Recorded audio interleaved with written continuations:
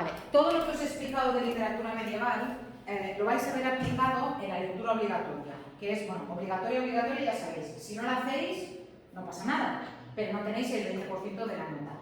Podéis aprobar sin hacer la lectura, pero yo recomiendo que la hagáis, que os va a gustar y os va a ir mejor, ¿eh? Bueno, si vais aquí a los apuntes, vais a ver que tenéis aquí la obra completa, bueno, no se ve porque esto se ve fatal, tenéis aquí la obra completa en PDF, pero vamos a empezar por esto, vamos a empezar por la presentación de Silvi. Mirad, el autor de esta novela es Arturo Pérez Reverte. Lo vais a ver estos días mucho en televisión porque acaba de publicar una nueva novela. Este hombre, como cada 2 años, escribe una novela. Y también probablemente vais a oír hablar de él porque se va a estrenar, si no se ha estrenado ya, La piel del tambor, que es una película también basada en una de sus novelas más famosas. Arturo Pérez Reverte es un autor actual, pertenece a la Real Academia Española de la Lengua, pues yo creo que hace como unos 20 años. Originalmente era periodista de guerra. Él hacía retransmisiones en televisión, por ejemplo, cubrió la guerra de la antigua Yugoslavia, tenía programas en televisión, pero ahora se dedica solamente a la literatura y con mucho éxito. Eso sí, el otro día leí una entrevista y se quejaba del pirateo. Él decía que él antes de cada novela vendía 800.000 ejemplares y que ahora vende solamente 300.000. Oh, qué pena, qué pena. Yo también estoy pirateando su novela porque la tenéis aquí en PDF, ¿eh?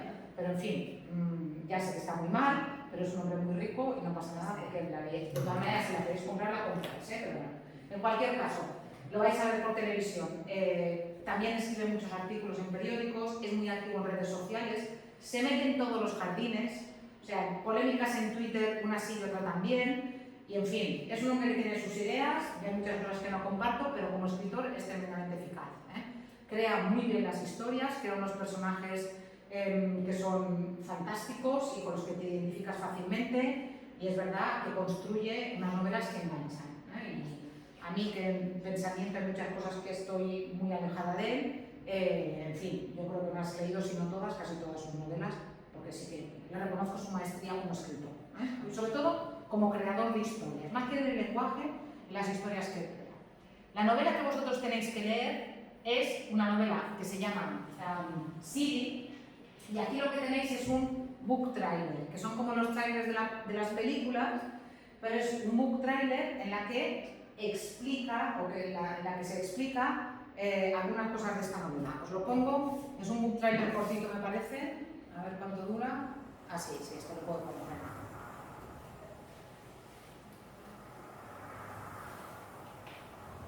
Nueva no, es la antepenúltima ya, ¿eh?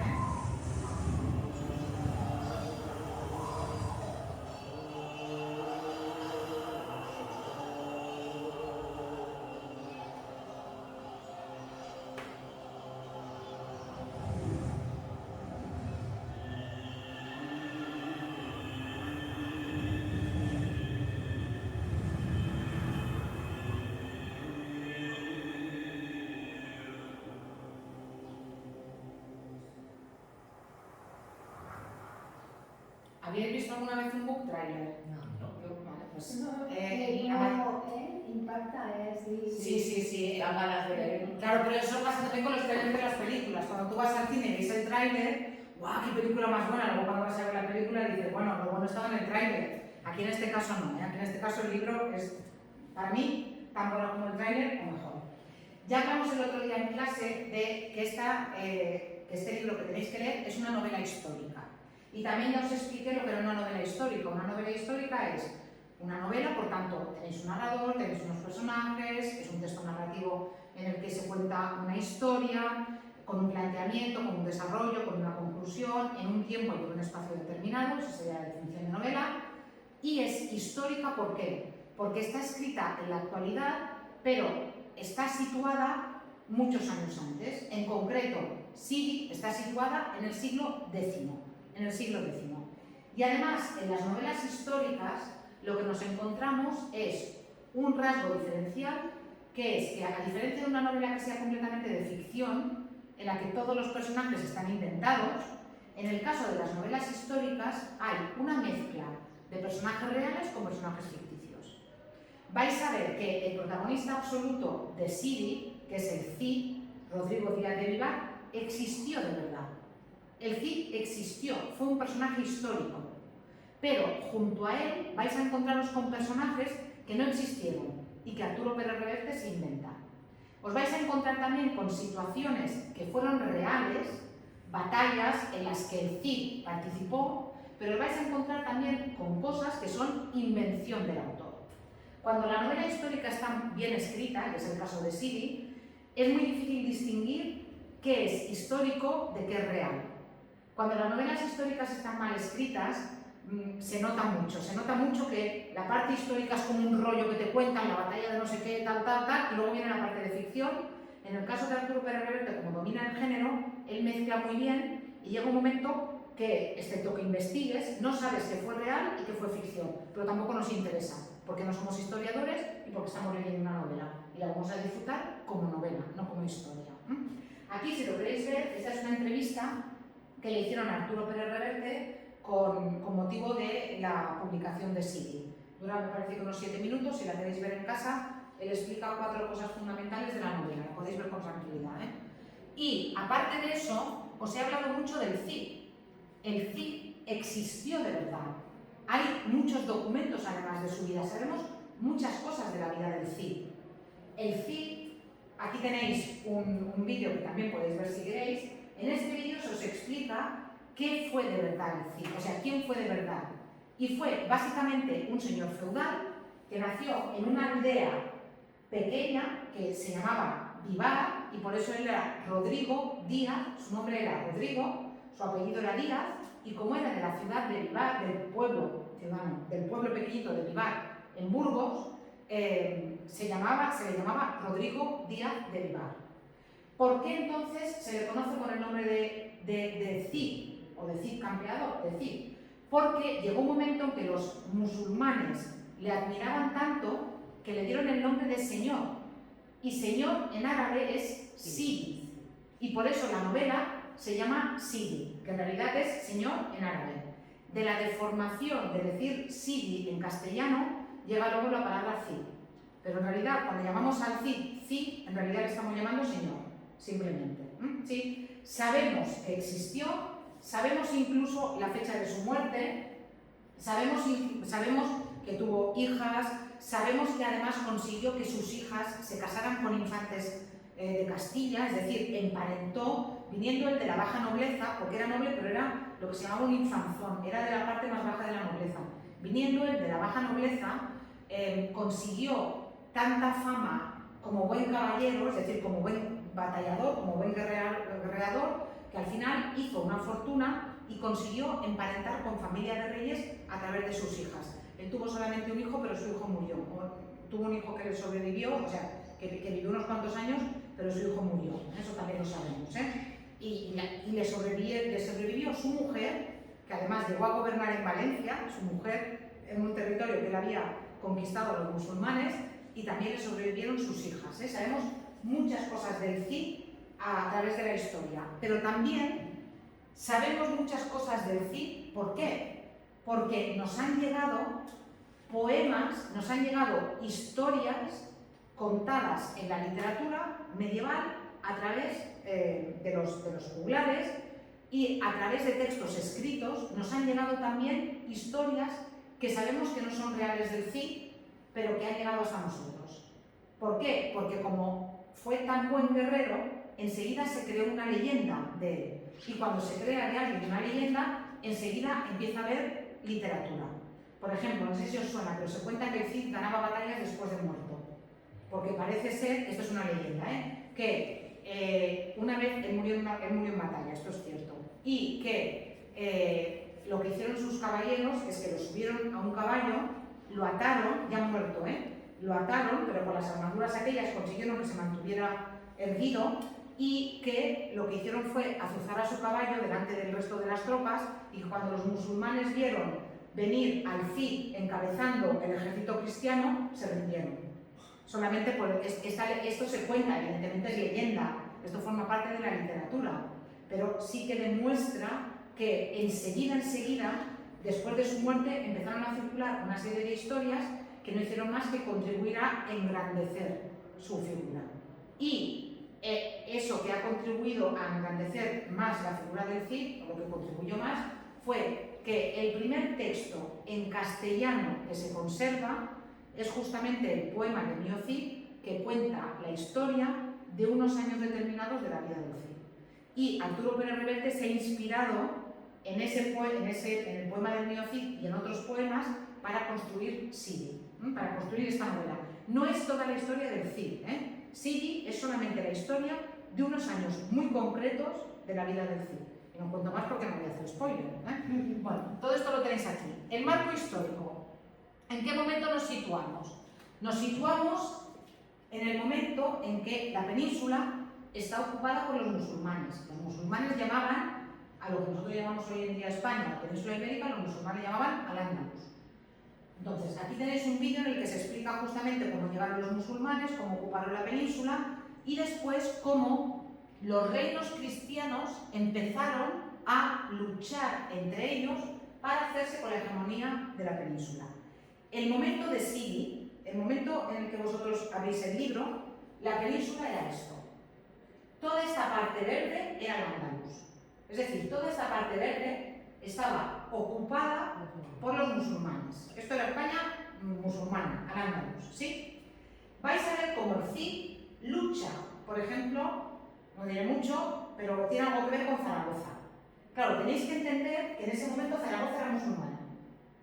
Y si os fijáis, os acordáis que antes os he dicho que la conquista de la península por parte de los cristianos empieza aquí. ¿Lo es? Fijaos en la época del Cid, que el reino importante de la península no era Castilla. El reino importante de la península era León. ¿Lo veis? Castilla luchaba hacia abajo contra los musulmanes, pero también hacia los lados. Castilla va a luchar contra León para ir ocupando también el territorio de León, y Castilla también va a ir luchando contra Navarra, también para ocupar el territorio de Navarra.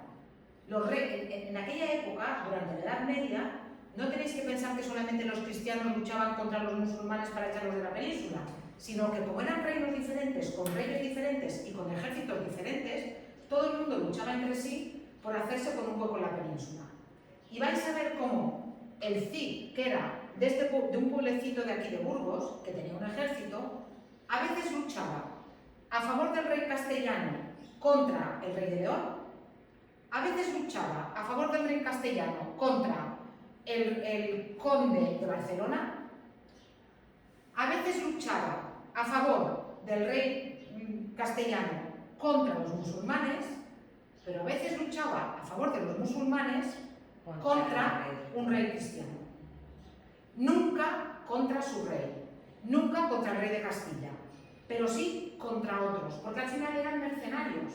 Y eso lo tenéis que tener presente, porque también la leyenda, a mí me hace mucha gracia, porque ahora, bueno, el Cid es una de estas figuras que la extrema derecha reivindica.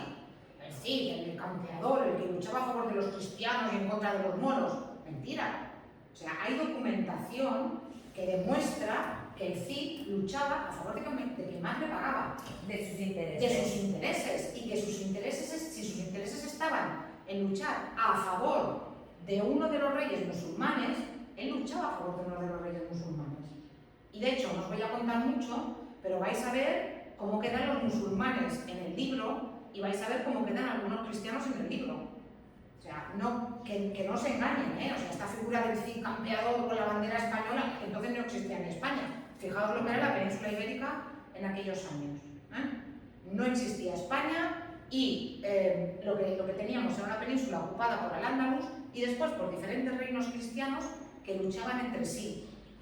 Y ya veréis cuando os explique el próximo día el poema del Mio Cid, vais a ver como en el poema del Mio Cid, la primera obra que se conserva escrita en castellano, la primera obra medieval que se conserva escrita en castellano, los malos malísimos son de León. Los malos malísimos no son musulmanes, los malos malísimos son de León. ¿Por qué? Pues porque Castilla estaba luchando por León por hacerse con la hegemonía de la península. Al final lo consigue Castilla, Al final Castilla va a ir expandiéndose hacia abajo en forma de abanico invertido.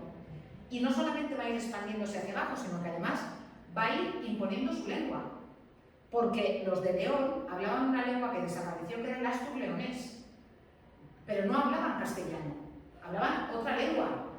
existían otras lenguas en la península, pero al final, ¿qué lenguas se imponen? Las que tienen la fuerza de las armas, las que se hacen con territorio y consiguen asentar un poder político. Por tanto, el Cid, viniendo de un pequeño pueblecito de aquí, va a conseguir un nombre que va a pervivir hasta hoy en día.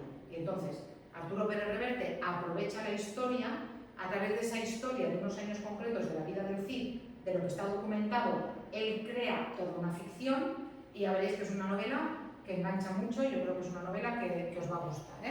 Si todavía queréis ver más cosas, tenéis aquí después también un resumen de sí. Dice un libro en un minuto, mentira, son 4 minutos, aunque digan un minuto, 4 segundos. Y después tenéis aquí también 2 críticas, pero en forma de vídeo. Son 2 videobloggers. Pero si leemos el resumen, ¿nos va a sacar el vídeo? Bueno, no te lo metas, no. Esto déjalo para el final, esto déjalo una vez hayáis visto el libro. ¿De acuerdo? Entonces, ahora ya podéis empezar tranquilamente porque ahora ya sabéis dónde estáis. No os tiene que sorprender ver al Cid luchando a favor de unos o a favor de otros y tenéis que entender eso, que cuando él habla del rey, en realidad el rey es otro señor feudal que cuando necesita montar una guerra grande, contrata y paga a otros señores feudales que van con su ejército a favor de él. Nada que ver con los ejércitos de ahora, sino que diferentes señores que eran al final los que tenían a sus vasallos y muchas veces a su vez esos vasallos tenían otros vasallos y iban todos a la guerra. Los caballeros a caballo y los que no tenían tanto dinero a pie, como siempre. Y un caballo era muy importante en aquella época. Os recuerdo, si queréis hacer exámenes cortitos de diferentes partes de Siri, si queréis ya empezar a leer y queréis hacer diferentes exámenes, hasta el día 31 de octubre vais a poder hacer un pequeño cuestionario sobre la primera parte de la obra, que es la cabalgata. La obra está dividida en 4 partes y si ya queréis empezar a leer, vais a tener que responder un cuestionario de 15 preguntas tipo test y así vais llevando la lectura el día que toca y no lo dejáis todo para el final. ¿De acuerdo? Bueno, ya podéis empezar. Yo creo que os va a gustar,